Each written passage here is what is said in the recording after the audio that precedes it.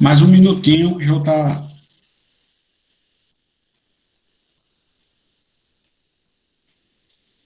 tá colocando para gravar. Bom, então vamos começar. Essa é a sexta aula do livro de Gênesis. Essa é uma iniciativa da Escola de Liderança e Ministério da Primeira Igreja Batista de João Pessoa. Eu sou Ricardo Moreira, o professor.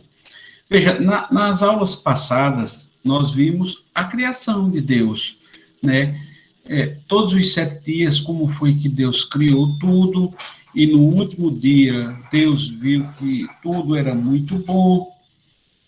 Depois disso, a gente viu em Gênesis capítulo 2, que Deus começou a criar Ele mesmo, o Jardim do Éden, um lugar para colocar o ser humano, que era um lugar bacana, um paraíso mesmo, e Ele colocou árvores agradáveis, boas de alimento, e também lá, na linguagem figurada, ele também colocou a árvore da vida e a árvore do conhecimento do bem e do mal.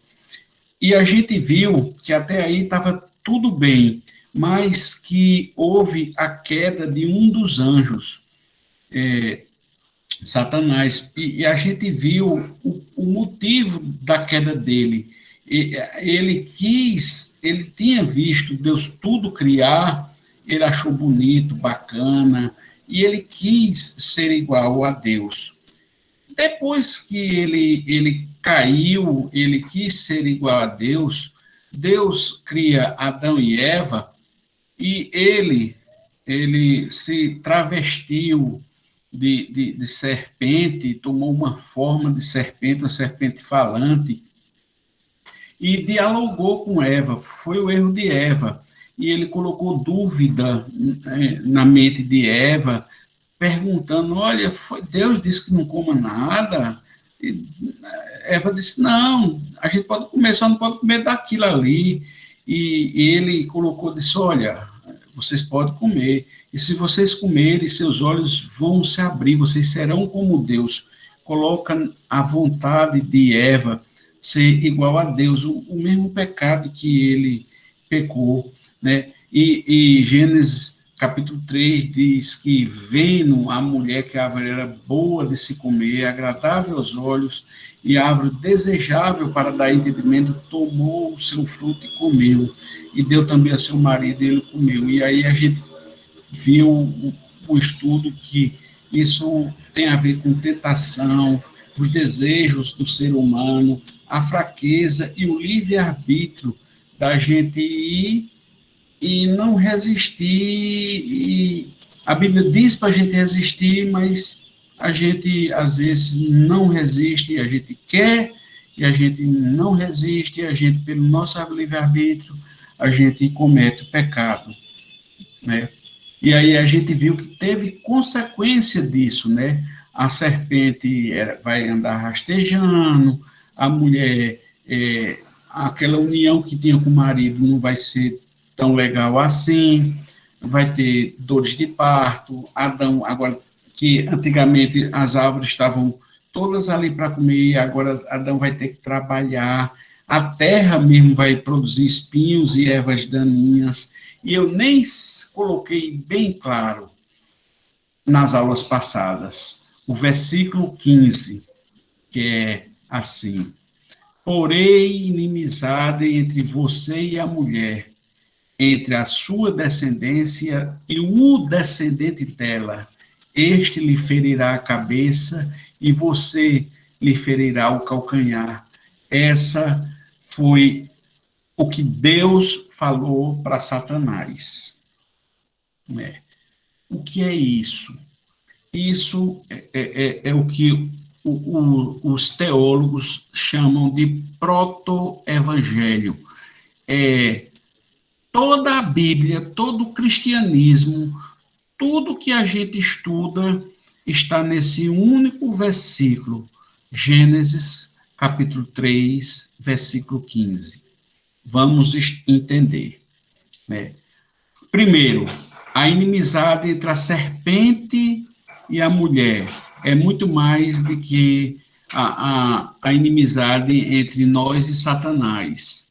Que Satanás está ao nosso derredor como um leão, rugindo, procurando a quem pode devorar. Representa agora toda uma vida cheia de conflitos, de doenças, de tentações, de maledicências que a gente passa e outras coisas do gênero que estão ao nosso redor. Então, essa inimizade tem tudo isso. Segundo, esse proto-evangelho estabelece uma explicação para uma desordem do mundo. Adão e Eva, agora, eles abriram uma brecha, eles deram a Satanás a liberdade de ele estar aqui nesse planeta Terra em atividade. Por isso que a Bíblia diz que no mundo jaz o maligno, por essa liberdade. Terceiro, a inimizade entre agora a segunda parte entre a descendência de Satanás e o descendente dela estabelece agora um princípio que percorre toda a Bíblia, né? É a expectativa de haver um redentor, que seria um descendente de Adão e Eva. Nasceria um descendente de Adão e Eva, que seria o Redentor. E quarto, a partir dali, então, existiria, então, uma descendência. Olha, ele fala da sua descendência e o descendente dela. Então, a partir dali, existiria, então, uma descendência de Deus e uma descendência do diabo, ou seja, filhos espirituais de Deus e filhos não espirituais de Deus. Vamos ver o que é isso. Quinto, os filhos não de Deus, os filhos do diabo, não poderiam morar no Éden. Né? Por isso que Adão e Eva tinham que sair do paraíso. Não que Adão e Eva fossem filhos do demônio, não. Mas agora eles tinham pecado, eles tinham que sair do paraíso, porque eles gerariam filhos que seguiriam por caminhos que levariam eles a serem filhos do demônio, da serpente, ou filhos de Deus. E lá no paraíso só poderiam voltar os verdadeiros filhos, conseguido através de uma graça. Por isso que surge o Evangelho, o Pacto da Graça. Sexto, essa graça de Deus, que já é anunciada aí, é o calcanhar do Salvador, é cara, porque o calcanhar do Salvador é ferido, sabe? Mas o calcanhar do Salvador ferido vai esmagar, derrotar a cabeça da serpente. E logo na sequência de Gênesis é mostrado o derramamento de sangue substitutivo, né? A Bíblia diz que Deus pegou pele de animais e cobre a nudez de Adão e Eva, mostrando que o que está lá em Hebreus 9, 22, sem derramamento de sangue, não há remissão de pecados. E, finalmente, sétimo, a base da vitória do reino de Deus sobre o reino das trevas, o reino dessa serpente, é estabelecida já aí, em Gênesis 3,15. É o que está lá em Mateus 16, 18. Também eu te digo que você é Pedro, e sobre essa pedra, que pedra edificarei a minha igreja, e as portas do inferno não vão prevalecer contra ela. Então, existe uma igreja que Deus vai estabelecer sobre uma pedra, e a pedra é a declaração que Pedro diz assim, Jesus em Mateus, Jesus pergunta, quem dizem que eu sou? Pedro diz assim, tu és Cristo, o Filho de Deus. E aí, o discurso de Jesus é assim, eu te digo que tu és Pedro, e sobre essa pedra, sobre esse discurso de Pedro, que Jesus é o Filho de Deus, ele vai edificar a igreja. E esse Jesus, esse que Jesus é o Filho de Deus, as portas do inferno não vão prevalecer sobre ele, né? Mas é muito pouco a gente entender isso tudo só no proto-evangelho, né? Até porque as igrejas, a ideia de salvação de igreja é sempre relacionada com o céu, inferno e vida eterna. Mas é mais do que isso, né? Então, Então, a gente tem que estudar um pouco mais. Primeiro, que eu queria dizer a vocês uma coisa legal para a gente entender. Pela Confissão de Fé de Westminster, né, eles conseguiram escrever bem bacana. Primeiro, houve um pacto de obras. É assim, Deus, não é que ele esperava, mas vou colocar assim, Deus esperava uma convivência perfeita e plena, à base de obediência pessoal, chamada de pacto de Deus com o homem. Deus criou o ser humano e disse assim: vocês podem viver aqui no paraíso, tem árvore para vocês comerem de tudo, aqui é paraíso, Éden. Eu só quero uma coisa, obedeça só uma coisa, não comam daquela árvore ali. Então, a base da convivência, Deus, na virada da tarde, ia conversar com Adão, uma convivência plena e perfeita. Então, essa convivência plena e perfeita nesse primeiro pacto era obediência. Olha, cuide do meu jardim, está tudo aí, e me obedeça. Mas, desde lá, desde Gênesis, o ser humano foi incapaz de cumprir o pacto da obediência. Então, o Senhor Deus fez um segundo pacto, o pacto da graça, né? Nesse segundo pacto, Deus, independente do homem, eles oferece aos pecadores a vida e a salvação por meio do descendente, exigindo deles unicamente a fé em Jesus, por meio de ajuda do Espírito Santo. Como é isso? Como é isso, né? Essa é a aula de hoje, é a parte que a gente chama de soteriologia.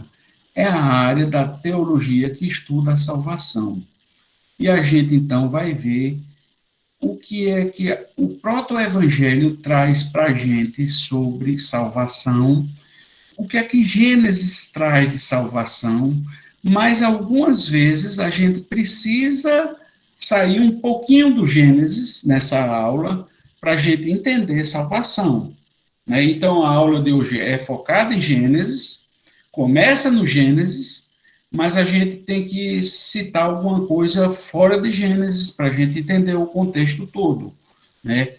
E outra coisa, a Bíblia, ela foi revelando aos poucos o que significava a salvação. Imagine, lá em Adão e Eva, Deus ter dito assim: ô serpente, olhe,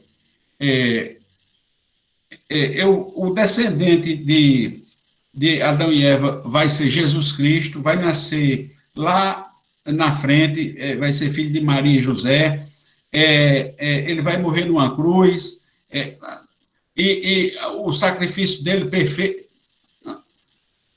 Como é que os filhos, Caim e Abel, os filhos de Adão e Eva, iam compreender tudo isso?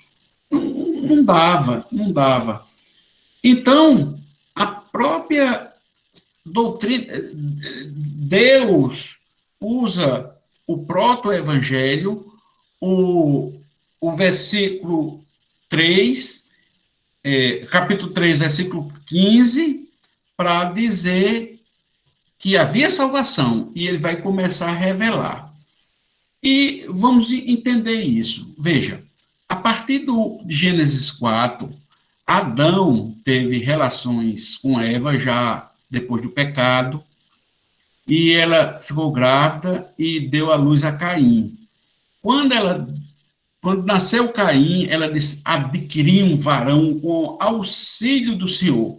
Quando ela diz isso, esse varão com auxílio é ish, lá do hebraico. Esse ish é como se ela dissesse: pronto, nasceu o descendente. Eva achou, porque aquela conversa que ia nascer o descendente que ia esmagar a cabeça da serpente, era uma conversa de Deus com a serpente.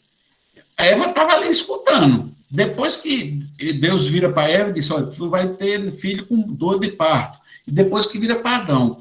Então, nessa vez aí, Eva, que quando Caim nasceu, Eva disse: pronto, olha, nasceu o descendente. E essa palavra ish quer dizer mais ou menos esse varão que eu consegui do Senhor, é esse o descendente. Mas a gente sabe que Caim veio até com um pecado assim, bem grande, para mostrar mesmo que ele não era o descendente, sabe? Caim matou Abel, todo mundo sabe a história, né? Caim era um lavrador da terra, Abel era o irmão dele que nasceu depois, era um cuidador de ovelha, um pastor de ovelhas, né? E quando Caim mata Abel, o Senhor vai ter uma conversa com Caim e diz assim: ô Caim, onde é que está Abel, teu irmão? E ele respondeu: eu não sei, por acaso eu sou guardador do meu irmão. Essa palavra guardador que está em vermelho é Hashomer. Rapaz, Caim foi meio até atrevido, sabe? Meio atrevido com Deus. Assim, por acaso eu sou babá, tinha matado Abel. E Caim deu uma resposta atrevida. Eu sou babá, sou de Abel. Aí o Senhor disse: o que foi que você fez, rapaz? A voz do sangue do teu irmão clama da terra a mim. Agora você é maldito sobre a terra, cuja boca se abriu para receber da sua mão o sangue de teu irmão. Quando você cultivar, porque ele era o cultivador do solo, ele não lhe dará sua força, você será fugitivo e errante pela terra. Aí tem uma coisa sensacional, sensacional agora. Então Caim disse ao Senhor: meu castigo é tão grande que não poderei suportá-lo? Eis que hoje me expulsa da face da terra e da tua presença terei que me esconder, igual os pais, né, dele, Adão e Eva. Serei fugitivo e errante pela terra, quem me encontrar comigo me matará. Quer dizer, o salário do pecado é a morte, né? A gente sabe. Caim está dizendo assim: o meu castigo é tão grande. Sabe o que Caim está dizendo? O meu pecado não tem perdão, Senhor. É isso que Caim está dizendo com outras palavras. Por isso que é bonito, sabe? Porque o Senhor diz assim: não é assim não. Se alguém matar Caim, será vingado 7 vezes. E o Senhor pôs um sinal em Caim, para que, se alguém viesse encontrá-lo, não o matasse. Esse é a primeira salvação do Senhor Jesus, do Senhor Deus. Esse sinal em Caim é um sinal que Caim estava salvo. Ninguém mataria Caim.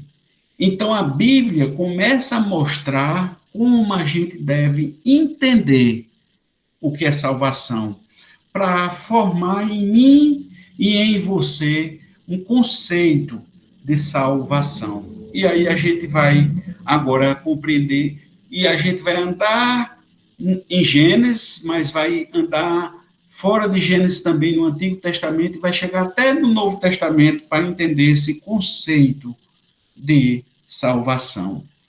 O primeiro conceito foi esse de livramento, que esse sinal que Deus colocou na vida de Caim, sabe? E no Antigo Testamento, como uma fuga, a palavra usada no hebraico é malat, né? Essa palavra foi usada, por exemplo, quando Deus livrou Ló lá de Sodoma e Gomorra. Assim que os tiraram da cidade, um deles disse a Ló, fuja, foi malate, por amor à vida, não olhe para trás e não pare em lugar nenhum da planície, fuja, malate, para as montanhas ou você será salvo. Ou seja, se salve, eu estou te tirando daqui, salve. Então, foi um livramento que o Senhor disse a Ló. É o primeiro conceito que aqueles hebreus começavam a entender o que era salvação do Senhor, né? Outro termo hebraico ainda no Antigo Testamento parecido era shalat, que era tirar, ou livrar, ou deixar ir, né? Quando Deus arrasou as cidades da planície, Sodoma e Gomorra, lembrou-se Abraão e tirou Ló do meio da catástrofe que destruiu as cidades onde Ló vivia. Tirou, salvou Ló de lá, porque tirou de lá. Quando José, em Gênesis, Rubem, quando os irmãos pegam José, e a gente sabe que venderam José, antes de venderem, Rubem, e queriam, na verdade, matar. Rubem disse assim, não faça isso não, vamos livrá-lo, não derrame sangue, jogue nesse poço, não toque nele, vamos livrar dele, vamos livrar, esse livrar era Xalate. Então, vamos salvar José. É um salvamento, é uma salvação que o Senhor fez na vida de José, né? Outro termo no Antigo Testamento para salvamento, de salvação, é pelatá, que significa assim, aquele que escapa, que foge e é poupado.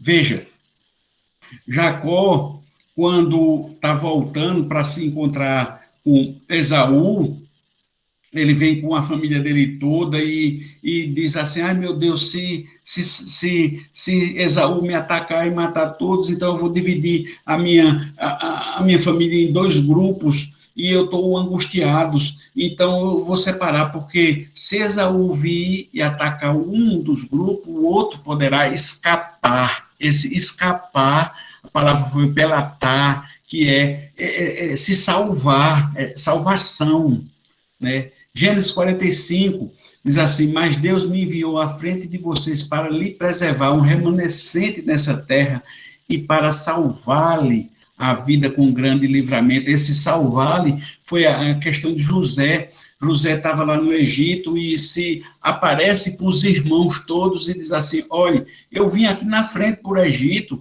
não fique com vergonha do que vocês fizeram comigo não, porque Deus mandou-me aqui para eu salvar-lhe a vida. Então esse é um conceito de salvação, logo no início de Gênesis, a salvação como um livramento. Então a gente precisa entender que, por exemplo, quando eu ou você, Deus me livre, mas quando a gente bate, já aconteceu comigo, quando bate um carro, que ele fica todo destruído e você não teve nada, Deus deu salvação. É uma salvação. A salvação não é só a salvação espiritual de céu e de inferno. É o livramento, um escape. Escapei e fui poupado. Isso é a primeira visão de salvação e é salvação do Senhor Deus. E essa foi a primeira visão que Deus começa a introduzir para os hebreus. O segundo conceito de salvação é a salvação como libertação, né? O Senhor libertou o povo de uma opressão social, política e econômica, né? O termo usado foi natsal, né?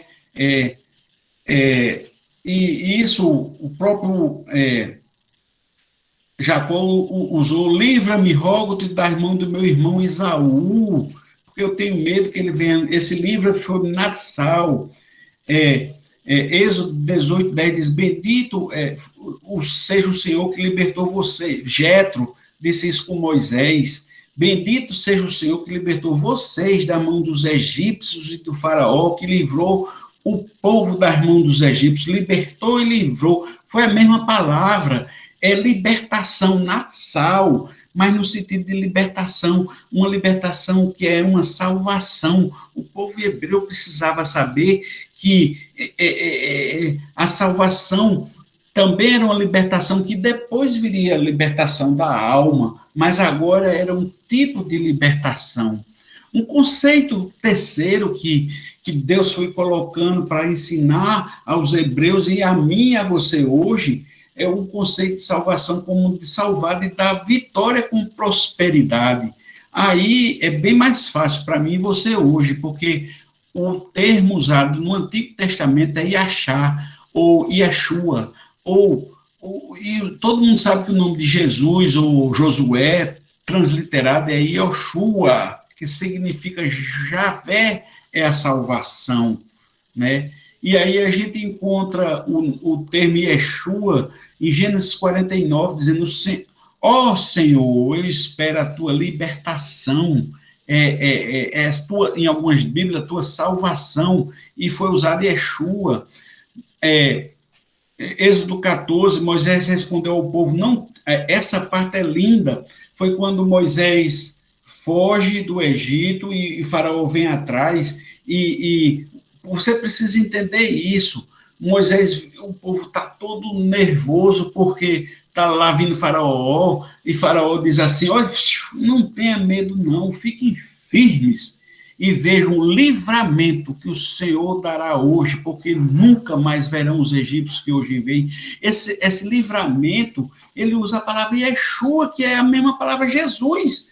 Vejam que Jesus, assim, entendam, meu Deus, é uma coisa muito linda. Meu Deus, Faraó representava Satanás.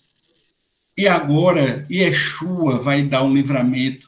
E você que entregou a sua vida para Yeshua, mas nunca vai ver Satanás. Moisés, naquela época, estava falando de um Satanás que estava vindo, do faraó que estava vindo. Mas ele usa a palavra Yeshua, sabe? Salmo 80, de restaura-nos, ó Senhor, Deus dos exércitos, faz resplandecer sobre nós o teu rosto, para que sejamos salvos. Yeshua. Isaías 45 diz: voltem-se para mim, sejam salvos. Yeshua, todos vós confins da terra, pois eu sou Deus. Eu sou Yeshua, não há outro igual. Então, nesses casos, desse conceito 3, há uma posição passiva do ser humano. Eu não faço nada, você não faz nada. É Yeshua que faz por mim. É Ele que me salva. Não, fiquem calmos, vocês vão ver a libertação que o Senhor faz hoje por mim. O conceito 4 Deus começa a mostrar ao povo de Israel a salvação como uma redenção, o resgate. Epa, já começou um conceito novo, e usa uma palavra hebraica, padã, que quer dizer assim, a transferência de propriedade mediante um pagamento, alguma coisa substituta. Levítico diz assim: se um homem tiver relações com a mulher, e essa foi escrava, mas prometida a outro homem, mas que não foi resgatada nem posta em liberdade, então deverá haver punição, né? Então, essa ideia de redimir significava resgatar, comprar, pagar. Pagar. Se fosse caso de casamento, havia a questão de um dote, por isso que você entende, as pessoas não entendem, criticam a cultura judaica, que tinha dote de casamento, que a mulher era vista como um objeto. Não era por isso, não. É porque tem essa história de resgate do homem, o homem representando a igreja, e esse resgate, que era esse dote, esse dinheiro que depois foi desvirtuado, né? Tanto que Êxodo 21 diz assim: se um homem vender sua filha para ser escrava, essa não ficará livre como ficam livres os escravos homens. Agora, se ela não agradar o seu senhor, que se comprometeu a casar com ela, aí fala de casamento, ele não terá de permitir que ela seja resgatada, não poderá vendê-la a um povo estranho, pois isso será deslealdade com ela. Então, havia todo um sistema de lei, de resgate, e você entende isso quando lê Ruth lá, que Boaz resgata Ruth. Miqueias diz assim, eu tirei do Egito e redimi da terra da escravidão. Enviei Moisés, Arão e Miriam para conduzi-lo. Assim, a redenção custou caro. Para o faraó, custou a morte dos primogênitos. E mas isso não foi de graça. Para o povo hebreu, teve que ter a morte do cordeiro e o sangue passado nos umbrais da porta, a figura do sangue para remissão, né? Números diz assim, sim, isso foi legal eu colocar. Em alguns lugares tem na tradução da Bíblia vingador da vítima. Essa história de vingador não é vingador no nosso conceito de vingador hoje. É o conceito de vingador, aquele que paga, aquele que faz vingar. Então, esses serão locais de refúgio contra o vingador da vítima, a fim de que alguém acusado de assassinato não morra antes de apresentar-se para julgamento. Então, esse vai pagar para apresentar a vítima num julgamento, né? Então, e isso, no Novo Testamento, é explorado. Veja, no Antigo Testamento, a interpretação simbólica de Jesus como cordeiro oferecido como redenção do sangue. Nas palavras de João, no dia seguinte, João viu Jesus aproximando-se e disse, vejam, é o Cordeiro de Deus que tira o pecado do mundo. Paulo diz assim, livre-se do fermento velho, para que seja massa nova, sem fermento, como realmente são, pois Cristo, nosso Cordeiro Pascal, foi sacrificado. Então, essa interpretação de remissão. O quinto conceito é um conceito de expiação ou propiciação. O termo hebraico é kiper, que quer dizer assim, propriação mesmo, né? É como se fosse, eu vou cobrir algo, eu vou tapar algo, eu vou esconder algo, né? E isso era feito como uma espécie de ritual, né? Veja que Êxodo 30 diz assim, uma vez por ano, Arão fará propiciação sobre o altar. Essa propiciação anual será realizada com o sangue da oferta para a apropriação do pecado, geração após geração, né? Esse conceito veio junto de um conceito de apaziguar, pacificar. Na verdade, essa expiação era para reconciliar.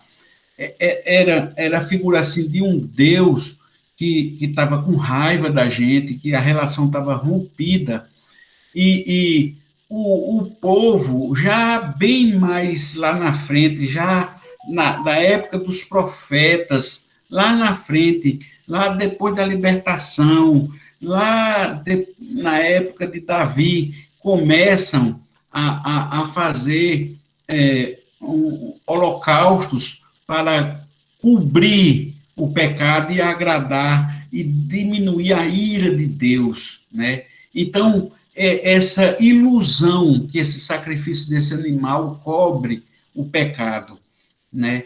E assim o ser humano faria as pazes com Deus, né? E estaria salvo. Então, esse é o conceito de salvação, né? Na expiação, sangue e morte são considerados os itens necessários para acabar a ira de Deus, né? É uma representação simbólica, né? O conceito 6 já está envolvendo outros elementos. E aí, é isso que Deus vai, na Bíblia, eu não digo modificando o conceito de salvação, mas colocando mais elementos na nossa mente para a gente entender melhor o que seja salvação. No começo, como a gente viu, apenas um livramento. Agora, a gente já está no conceito 6, o conceito de salvação era a justificação. E no Antigo Testamento são usadas essas palavras hebraicas, tzadki, eu não sei nem dizer, tzadak, essas 3 palavras em vermelho, que quer dizer justo, justiça e julgamento. Quando em Gênesis 6 diz assim, essa é a história da família de Noé. Noé era um homem justo, está usando a palavra, íntegro entre o povo da sua época e andava com Deus, né? Gênesis 18 diz assim, longe de fazer tal coisa, matar o justo com o ímpio, justo e ímpio junto, tratando o justo e o ímpio da mesma maneira, não, longe de ti, não faça isso não. Não agirá com justiça o juiz de toda a terra? Então, Deus aqui, ele, Salvador, o hebreu, ele começa a entender que Deus, ele trata todo mundo com justiça, ele é Salvador, porque ele é uma pessoa justa, ele é um Deus justo que julga as pessoas de maneira justa. Agora, só que tem um problema, que ninguém consegue cumprir a lei de forma completa. Então, está todo mundo lascado. Agora, eles, no Antigo Testamento, entendiam dessa forma, que Deus era um juiz justo. Eles não sabiam, no Antigo Testamento, que além de juiz, Deus era o nosso advogado de defesa. João diz assim, filhinhos, não pequeis, mas se você pecar, nós temos um advogado, Jesus Cristo, né? Mas está no Novo Testamento, né? Então, a justificação significava, no Antigo Testamento, se tornar justo perante a lei e perante o juiz, que era Deus. Então, significaria alcançar o veredicto do juiz, que era um rei justo, né? E, nesse sentido, você quebrar a lei era ruim para o ser humano, né? E como era, então, a salvação pela justificação no Novo Testamento? A palavra é um pouquinho diferente, porque está no grego, é diakios, ou diakiosune, né? Que quer dizer assim, é uma retidão, mas que é uma declaração, que alguém é considerado justo, né? Não é que você é justo. Eu declaro você justo. É muito diferente, né? Lucas diz assim, eu digo que este homem e não o outro foi para casa justificado diante de Deus, pois quem se exalta será humilhado, e quem se humilha será exaltado. Essas palavras são de Jesus, ele contando a parábola do fariseu que estava lá, se achando que fazia um bocado de coisas da lei, e o publicano que disse assim, Senhor, eu não sou nada, me desculpe, Senhor. Aí Jesus disse assim, ó, esse homem aí, e não o outro, é que foi para casa justificado, porque ele, diante de Deus, é que ele sabe a condição dele, né? Atos 13, 39, diz assim, por meio dele, de Jesus, todo aquele que crê é justificado de todas as coisas das quais não podiam ser justificadas pela lei de Moisés, né? Então, ninguém é justificado por lei. Está lá em Romanos, está lá em Gálatas, né? Eu coloquei Romanos diante de Deus por obras da lei. Porque pela lei vem o conhecimento do pecado, a gente tem noção que a gente é pecador, mas a justiça de Deus se manifesta através de Jesus Cristo. Então, por Jesus Cristo, é que nós dizemos assim, eu não sou justo, mas porque eu creio em Jesus Cristo, eu recebo a declaração que sou justo. É diferente isso do Antigo e Novo Testamento. A lei serve como um espelho que atesta a incapacidade humana de cumprir o projeto de Deus. E por isso que eu preciso de uma justificação. E Jesus assume esse castigo punitivo para ele dar essa justificação a mim. O oitavo conceito é a salvação como conversão. É uma mudança de rumo. O suvit, que quer dizer assim, eu tenho que me arrepender e ter uma mudança de posturas. É um retorno. Eu tenho que mudar. Eu tenho que ter uma decisão de voltar atrás. Né? Jeremias diz assim: assim diz o Senhor, coloque-se no pátio do templo do Senhor e fale tudo ao povo das cidades de Judá que vem adorar no templo. Diga tudo o que eu ordenar a você. Não omita nenhuma só palavra. Aí, talvez, eles escutem e cada um se converta da sua má conduta. Se isso acontecer, veja, então eu me arrependerei e trarei sobre eles, não trarei sobre eles a desgraça, quer dizer, darei salvação. Então, então, o conceito de salvação requer uma conversão, um aceitamento. O povo de Jeremias, na época de Jeremias, estava adorando deuses estranhos. E o Senhor fica com raiva, disse assim: olha, eu vou dizer, olha, Jeremias, chama esse povo e diga tudo. Se esse povo se converter, eu não vou dar a desgraça que eu tenho planejado. E a gente sabe que o povo não se converteu e o povo foi, houve juízo e Deus usou Nabucodonosor para levar o povo sobre. O conceito 9, Deus começa a mostrar a salvação como plenitude. E engraçado é que a palavra hebraica usada é salem, que é quase a mesma coisa de shalom, que quer dizer assim, um estado de integridade, uma plenitude, um bem-estar, uma paz, ampla paz. Então, Deus, é usada essa palavra em Gênesis 33. Voltando-se de Padan-Aram, Jacó chegou são e salvo. Esse são e salvo chegou Shalom, a cidade de Siquém, que está na terra de Canaã, e armou sua tenda junto à cidade. Ele chegou salvo, ele chegou são e salvo, ele teve salvação. É uma salvação como plenitude. O conceito 10 é uma salvação como arrependimento. No Antigo Testamento, o arrependimento estava presente na mensagem dos profetas. Isaías e Jeremias diziam ao povo o tempo todo: se arrependa, vocês precisam se arrepender, vocês não estão entendendo nada. E no Novo Testamento, a gente sabe que João Batista pregava no deserto, dizendo assim: arrependei-vos, pois é chegado o reino dos céus, né? Então, se converter ou se arrepender dos pecados era um ato que trazia um caminho de salvação, tanto no Antigo Testamento como no Novo Testamento. E Deus começa a mostrar isso como um objeto de salvação. A palavra usada no Novo Testamento é metanoia, é você mudar a sua cabeça, mudar de atitude, né?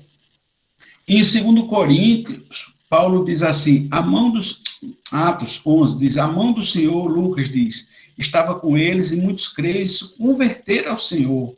Atos 15 diz, a igreja os enviou e aos que passaram pela Fenícia e por Samaria contaram com os gentios que estavam se convertindo. Essas notícias alegravam muitos e a todos os irmãos. Paulo diz assim, mas quando alguém se converte ao Senhor, o véu é retirado, é uma mudança de atitude, é uma mudança. Então, a salvação requer arrependimento. Deus vai desde o proto-evangelho, Deus vai criando, mostrando como é a salvação. O conceito 11 é o conceito de salvação como regeneração. A regeneração, a salvação, Deus gerando, recriando tudo de novo. né? O pecado tem que ser deixado. No Antigo Testamento, veja, é colocada a ideia de morte. Gênesis 2 é dito assim, você não pode comer da árvore do conhecimento do bem e do mal. Se você comer, vai morrer. Antes, um pouquinho do dilúvio, Deus diz assim, por causa da perversidade do homem, meu espírito não vai se contender. Eu não quero nem botar assim uma contenda entre eu e o espírito, porque se eu botar, o homem, eu vou acabar com o homem. Então ele só viverá 120 anos. Então tem um conceito de morte com 120 anos. No Novo Testamento, muda o conceito, a regeneração. Jesus declara, ninguém pode ver o reino de Deus se não nascer de novo. Ninguém pode entrar no reino de Deus se não nascer da água e do Espírito. Paulo coloca assim, portanto, se alguém está em Cristo, é nova criação. As coisas antigas se passaram, eis que surgiram coisas novas. Então, é um estado regenerativo a salvação. A gente é criado de novo. Existe uma nova criação em mim e em você. Conceito 12 é a salvação como adoção. O Antigo Testamento não tem bem essa conotação de salvação como adoção. Lá existe assim, existe a criatura e o Criador. Mas no Novo Testamento, a pessoa de Jesus Cristo, a gente recebe essa adoção por amor, né? Romanos 8, Paulo diz assim, pois vocês não receberam um espírito que eu vos escravize para novamente temerem, mas receberam o espírito que os torna um filho por adoção, por meio da qual clamamos Abba, Pai.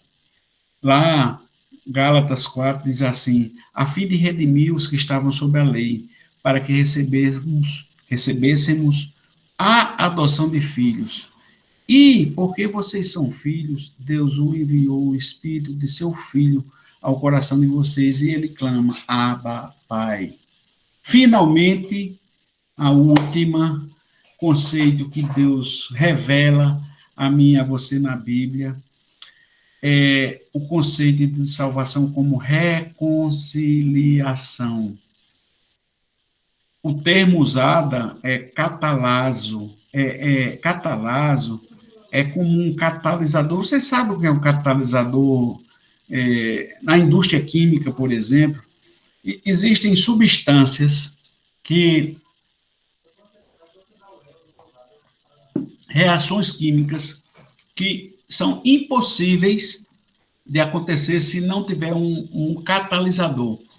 Por exemplo, a gente viu até na primeira aula, as proteínas no nosso corpo, elas não são sintetizadas se não tiver o catalisador RNA. Então, o RNA é que ajeita para ver a ligação. Várias coisas são assim na química. O catalisador é um elemento químico na química que ele não se envolve mesmo na ligação, mas ele faz a ligação acontecer. E Jesus é esse que faz acontecer a reconciliação entre nós e Deus. Paulo diz em Romanos, se quando éramos inimigos de Deus, fomos reconciliados com ele mediante a morte de seu filho, quanto mais agora, tendo sido reconciliados, seremos salvos por sua vida. Segundo Coríntios, Paulo diz assim, tudo isso provém de Deus, que nos reconciliou consigo mesmo por meio de Cristo e nos deu o ministério da reconciliação. Jesus Cristo é esse conciliador, esse catalazo, esse catalisador que ele junta a gente com Jesus Cristo. Então, minha gente, existem dois caminhos. A Bíblia sugere que a vida humana aqui na Terra é passageira. E tem dois caminhos para ser seguido. O primeiro caminho é o caminho de Deus. Lá, os fariseus, os herodianos, fizeram a pergunta certa. Eles estavam mal intencionados, mas fizeram a pergunta certa. Eles pegaram Jesus e perguntaram lá em Mateus 22, mestre, Sabemos que o Senhor é verdadeiro e que ensina o caminho de Deus de acordo com a verdade, sem se importar com a opinião dos outros, porque não olha para a aparência das pessoas. Então, Jesus é esse que sabe o verdadeiro caminho. E no desenrolar dessa conversa, lá na frente mesmo é que Jesus, bem lá na frente, que sai que Jesus diz assim: eu sou o caminho, a verdade e a vida. Ninguém vem ao Pai senão por mim. Mas o outro caminho, a Bíblia diz que é o caminho da perdição, sabe? Que o ser humano percorre seguindo seus próprios entendimentos. E eu quero que vocês entendam que Satanás não precisa fazer nada nesse caminho. Basta você mesmo, cegado pelo seu pecado mesmo, você mesmo escolher esse caminho, sabe? Agora, o importante é que a gente não precisa pensar somente no final do caminho. A salvação é aqui, é agora. Ele é agora e continua agora, e está acontecendo agora e vai até o futuro. Deus, na sua sapiência, ele começou desde o pecado de Adão e Eva. Ele ali na conversa com a serpente, ele já mostrou que alguém, e o descendente, no proto-evangelho, ele mostrou que o descendente ia levar uma fisgada no calcanhar, mas ia esmagar a cabeça da serpente. Esse caminho da nossa salvação levou Jesus a ser mordido no calcanhar. Na verdade, esse mordido no calcanhar é linguagem simbólica. Jesus foi mordido na cruz, ele morreu na cruz. Mas nosso cristianismo não parou na cruz. Jesus está vivo, ele ressuscitou. Aleluia. Não está aqui, ele ressuscitou. Né? Então, duas perguntas são necessárias para a gente concluir esse estudo de hoje sobre salvação, né, que começa em Gênesis, capítulo 3, versículo 15. Jesus perguntou certa vez: quem o povo diz que eu sou? Está lá em Marcos 8. E a segunda pergunta é: você, eu e você, você aceita a salvação? A pergunta é essa. Porque essa pergunta não é tão simples assim, né? Naquele tempo de Jesus, Pôncio Pilatos, ele não aceitou a salvação, ele lavou as mãos, sabe? Pôncio Pilatos, ele lavou as mãos como Adão e Eva. Adão e Eva, na verdade, Adão disse assim: olha, a culpa é da mulher. A mulher disse: a culpa é da serpente. E Adão e Eva lavaram as mãos, igual Pôncio Pilatos. Pôncio Pilatos representava os governantes daquela época. E boa parte dos governantes de nossa época, boa parte, não todos, fazem a mesma coisa. Lavam as mãos, tiram as Bíblias de seus escritórios e querem tirar a Bíblia de tudo, né? Os fariseus, eles representavam a religião, foram eles que julgaram Jesus. Na verdade, eles não quiseram abrir mão do status, e eles quiseram ser deuses na terra, igual a Satanás quis. Os fariseus é uma representação de Satanás, eles quiseram manter aquela polpa que eles tinham, eles quiseram ser deuses aqui. Então, tanto o poder político como o poder religioso desvirtuado existem como potestades e eles não aceitam salvação. Há ainda também aqueles que simplesmente não se importam com a iniciativa de Jesus se aproximar, da aproximação de Jesus. Eles têm a mesma rejeição que se encontrou no pecado de Adão, sabe? Eles querem ter autonomia humana, eles querem saber de tudo, eles querem ter uma existência independente do Criador, querem independência. Muitos, eles não querem salvação. Há também o povão, coitado, a massa de manobra manipulada, sabe? Que tinha também na época de Jesus, sempre volúvel, foi o povo que que quando Jesus entrou no burrinho, disse, bendito é o que vem em nome do Senhor. Mas na hora, solta Barrabás, crucifica Jesus, sabe? E existe povo mansa de manobra, que é enganada por várias emissoras de TV, enganada por vários profetas do mal, por vários líderes religiosos do mal.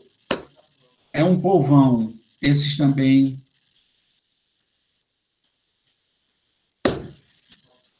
Mas talvez a pior rejeição de salvação foi a de Judas, sabe?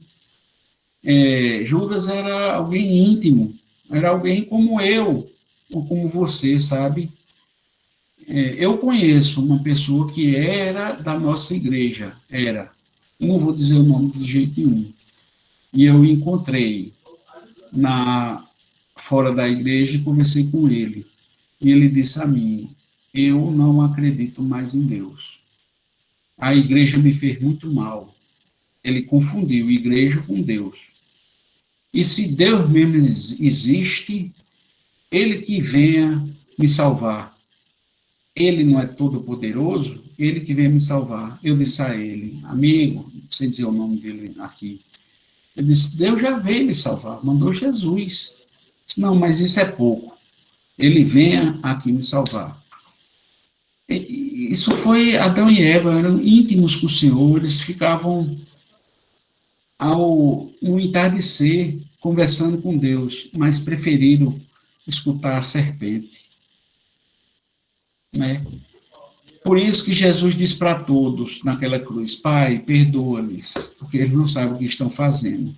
E diz também, errai, por não conhecerem as Escrituras, nem o poder de Deus.